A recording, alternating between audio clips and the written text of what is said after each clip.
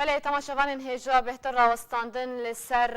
وانوچین گریدایی به کنگره سوچی به تایبتی تومت بارکرنا امریکا و روسیه جهور درباری کنگره سوچی و هلوسط اپوزیسیون سوریه نها بریاسکای به استانبول جگره سروک کوالیسیون اجتماعی اپوزیسیون سوریه برز عبدالباسط حمو گلمنه برز دمات باش به تومت بارکرنا امریکا روسیه رو برسوا روسیه هنوک اپوزیسیون چاوالید نرن تم باش بو و تماشاوان هجا دزانن راستی مسئله سوریا و کریزا سوری گلکی ناکوکی هنا و گلکی جی برجواندی وک هف هنا سر خاکا سوری یک جوهر دو آلیا روسیا و امریکا هلبت دیتنا امریکا و روسیا دگلک جهادا نیکن تایبت او مثلا نقشه سوری و جواتا سوچی کنگره سوچی لدار نحتا داوی الگوری دل امریکا تایبت بریتانیا جی بله بربيه كيجي امريكا قف وفشاره دكن وهر يك بأواكي دخوازي الجوري برجوانديه وي وبلاني وي هري سري وملتي سوري وخلق سوري ببن وكاغز دستي حمو اليادا وهر يكي فشاره كي والجوري وي وكسب كارتين بيغمان اتشتا بخابن ايرو قدر سوريا ندست سوريا قدر سوري قدرك ناف دولتيه قدرك هرميه باشه یکبونا نرینن روسیه و امریکا که دو دولتین زلهزن و باندوراوانجی لسر کریزا سوریه هیا باشه یکبونا نرینن وان و بهل سوچی به انجام در که یا نه هلبت سوچی کنگرک حتی انها ادرس هاوی اجنده وی نزلالن جيلا حمو دولتها هر سي دولتين جرانتور وكسايتين وحاضر ببن قالك هيتشت نزلادن لي 19 و 20 في مهاو في مهدا جوينك هيا بتايبتين تكنيكينا سر استا قالك تشتيقو بهبرا اتفاق بكن او بانجامي وجباتي وبهبرا بريار بدي وبي ديار كرن بيشاروجا جواتا سوچي وانجامي دركتنا سوچي باش ما مستا لي وكين هاتا مجكر تنها اجنده سوچي ندياره لبريكو اجنده ديار ببن بريكو خالين گفتگويا يانجي آلين كو ويل سوچي بجدار ببن امريكا دبجت تو رواتيا سوچي نينا جبرتش اف داخيانيا امريكا اكيد يعني ايرو او جوينا استانا هلكي شعبديريا امريكا ابو لي نحر داداوي هرتشت الجوري دليبي بو بله لي او بطرسا قداماغو سوتشي بلند ببي ومظن ببي هناكي او رولاوي تايبت شرقي وجلاتي فرات جو باندوراوي قال لك هيا او انا دخوازي بيرول بمين جبربي كيجي فشارات كي انه هر يكي وقت ما قلت هبالبندي خو ايجو نيزيكي اجنده وی کارتینه هندره سوچی دا آماده که دا صبح بریار سوچی باندورا وی و مشاندنا وی دستیواده ولی حتی انها دیار هر دو فاکتوری مظن روس و ترکن ایران جی حتی دا استا که نه حتی داوی کاری هر تشتی باندور بکه ورگو مایستروی هر دو آلیا وی قناغ سوچی بهتر لگوری باوریا و روس و ترک و ایران چند دولتین گرانتور من جاستانا نهاجی هولدن جبو سوچی و کاربن کریزا سوریه به امریکا چاره سر بکن؟ ندوی باوریه دمج بر امریکا حرتشت نممکنه بمشي بامريكا لجار جارا اختيجو كاغز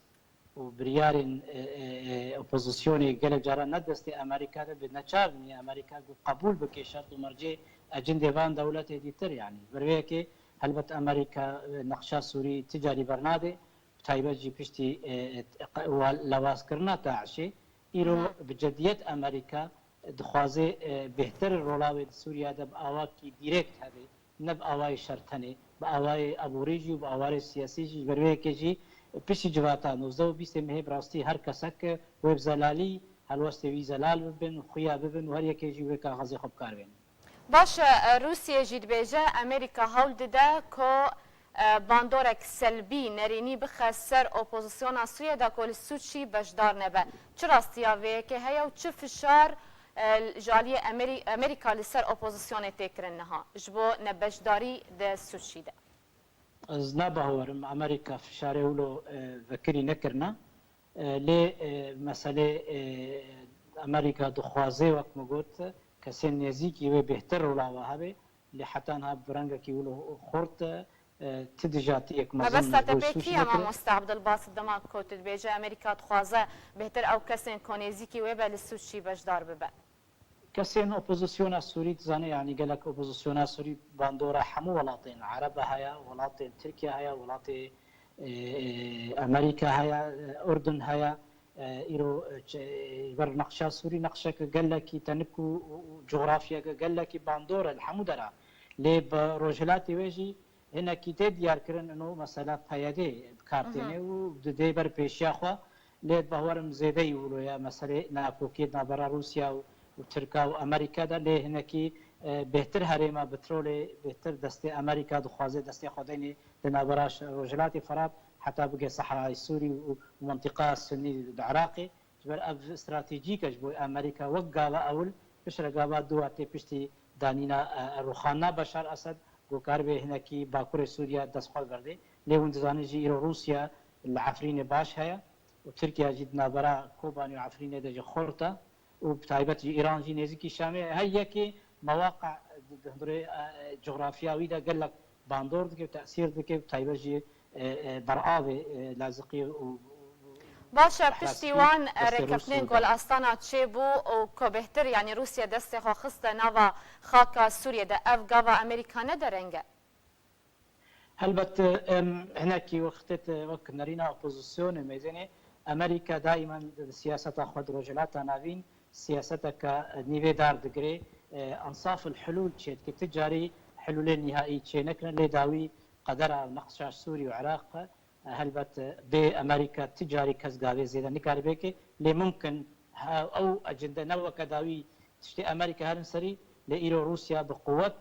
برولك خوري خرط نهضر سوريا ده برود ليزه ودانو صاندنيوي ده هر دو ولاتي جرانتور ايران وتركيا ده اوانا نهندكن الباندورا وتشد رجلات انا بينه تشد نهضر سوريا ده بيغمان او هر دوجي ده ايران ده نحت داوي وقغون يزكبونا وبروسارا باشا وكو ائتلاف وكو اوبوزيسيون سوريا وتانها بريارة بجدارية دسوتشي ده ندايا لي اگرا چه زيده ترهم بجدار ببن يانجي بجدار نابن ديتن صبا ودصبا جبينا قشتي يا هفيمانية هيا حموكس حاضر بن او يكجي خالي هاري جرينجا بتايبت جي ديتن وباري هاتن داتن ديتني قد نابرا انجمانا كردي دابو دنابرا مجلسات حكوماني وتركادا تشيبون ودنابرا وكا سروكاتيا ائتلافي سروكي ائتلافي وهردو جگری ناجی جوینا پیشان بیرونشتن و او یک جوا خاره گرنگ بو گوهاتا گفتو گرن و او صبا و دصبا او مثلا بریارا چونا و نچونا سوچی و بچه بریاری در که حتی انها براستی گلک تولی هبی های و گلک ناری نزل علن حتی بیکلی که باشه اگر ائتلاف نچو سوچی و اگر انجمن اجتماعی کرد لسوریه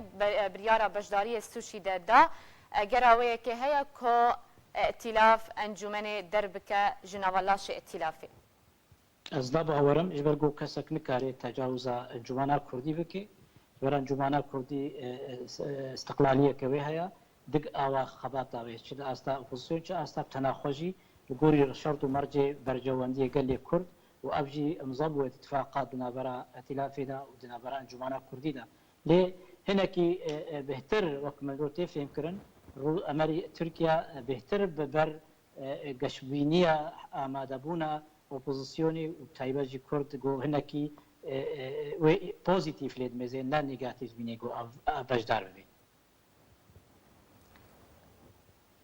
بله گلکی سپاس جبو جگره سروک کواليسيون اجتماعي اوبوزيسيون سوريا بريز عبد الباسط حمو بريا سكايب اسطنبول تلقى المبوزور سپاس جبوال لك رئيس السلاف